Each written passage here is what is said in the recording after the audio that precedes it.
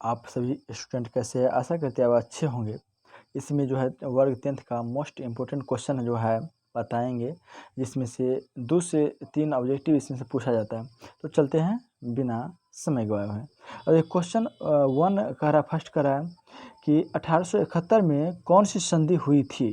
तो 1871 में जो है तो कौन सा संधि हुआ था। तो ए है फ्रैंकफर्ट की संधि, बी है पेरिस संधि, और सी है वियना कांग्रेस, और डी है इनमें से कोई नहीं।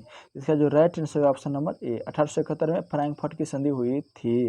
क्वेश्चन 2, 1830 की क्रांति के बाद फ्रांस में किस प्रकार का शासन स्थापित हुआ। 1830 की जो क्रांति हुआ उसमें फ्रांस में किस प्रकार की शासन व्यवस्था क्या हुआ, लागू हुआ। तो ए है शासन व्यवस्था, बी है संवैधानिक राजतंत्र, और सी जो है आपका गणराज्य, और डी है अधिनायकवाद। अधिनायकवाद। तो आप जो right answer option number C, अधिनायकवाद। अधिनायकवाद। अब देखते हैं क्वेश्चन नंबर 3। अब जर्मनी के एकीकरण के लिए कौन उत्तरदायी था। जर्मनी के एकीकरण के लिए कौन उत्तरदायी था। ए जो है कॉन्टकाबूर, बी है बिस्मार्क, सी है गैरिबाल्डी, और डी है मिजनी। तो इसका जो राइट आंसर होगा ऑप्शन नंबर जो होगा बी, बिस्मार्क। अब देखते हैं चौथा, फ्रैंकफर्ट की संधि किस वर्ष हुई। फ्रैंकफर्ट की संधि किस वर्ष हुई। तो फ्रैंकफर्ट की संधि किस, तो ए है 1864, बी है 1866, और सी है 1870, और डी है 1871। तो इसमें जो होगा ऑप्शन आपका ऑप्शन नंबर डी 1871 में हुआ था, जबकि पहला क्वेश्चन था।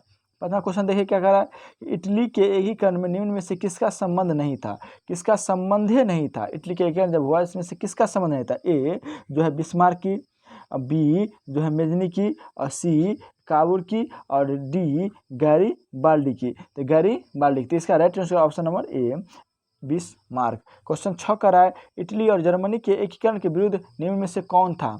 इटली और जर्मनी के विरोध जो हुआ था इनमें से कौन था जो इसका विरोध था।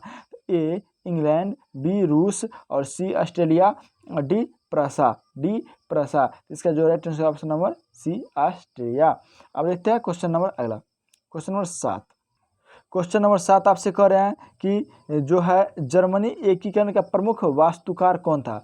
जर्मनी के एकीकरण का प्रमुख वास्तुकार कौन था। तो ए मेजनी, बी गैरिबाल्डी, और सी लेनिन, और डी बिस्मार्क। तो इसका जो होगा right option option number D, Bismarck होगा। और फ्रैंकफर्ट की संधि पर हस्ताक्षर कब हुआ था।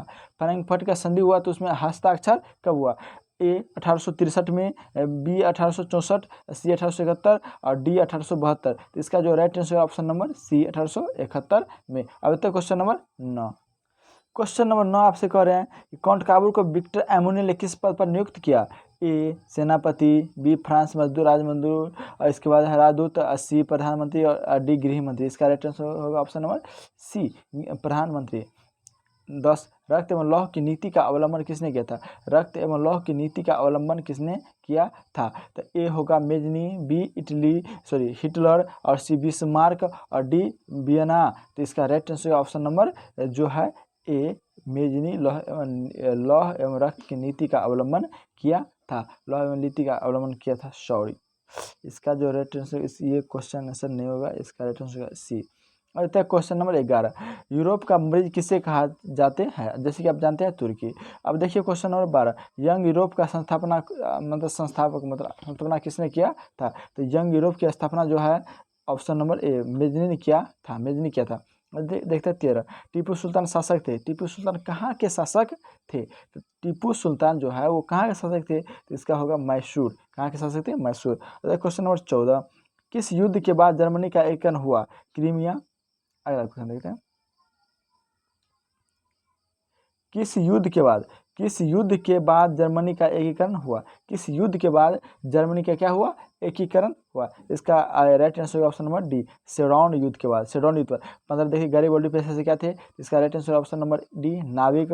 16, जर्मनी राइन राज्य का निर्माण किसने किया था। तो जर्मनी राइन राज्य का निर्माण जो है किसने किया था। तो इसका ऑप्शन होगा नेपोलियन बोनापार्ट। Napoleon Bonaparte. अब देखते हैं क्वेश्चन नंबर 17, सन 1870 में फ्रांस और प्रसा के बीच युद्ध हुआ था। प्रसा और बीच क्या हुआ था, युद्ध हुआ था। तो युद्ध जो हुआ था वो कहाँ, तो सेडौन में। कहाँ हुआ था, सेडौन में। अब देखते हैं अगला क्वेश्चन, क्वेश्चन नंबर 18 कर रहे हैं, इटली के एकीकरण में निम्न में से किसने योगदान किया था? किसने योगदान किया था? तो मेदिनीथवे था, गैरिबल्डी था ही, काउंटकाबुर था ही, इनमें से सभी होगा। क्या होगा? इनमें से सभी। अब देखते हैं क्वेश्चन, वियना सम्मेलन हुआ था, कब हुआ था? वियना सम्मेलन कब हुआ था? तो वियना सम्मेलन जो हुआ था 1815 में वियना सम्मेलन हुआ था। जालबेरिन संबंधित था, जालबेरिन कहाँ किससे संबंधित था? क्रांतिकारी से, व्यापारी से, विद्वान से और पादरियों से। तो किससे संबंध था जालबेरिन? इसका होगा व्यापारी, तो व्यापारी से संबंध था। जेनेवा संधि कब हुई? जेनेवा का संधि हुआ जो वो कब हुआ? तो जेनेवा संधि हुआ था 1985 में, 1985 में। आशा करते हैं वीडियो आपको अच्छा लगा होगा। दोबारा देख लीजिए, 10वां में कोई दिक्कत नहीं होगा, इसमें से 2 नंबर क्वेश्चन पूछेगा और अच्छा भी लगेगा। मिलते हैं अगला वीडियो में। जय हिंद, जय भारत। अच्छा लगे तो लाइक एंड सब्सक्राइब कर दीजिएगा और कोई बात नहीं है। मिलते हैं अगला वीडियो में। जय हिंद, जय भारत।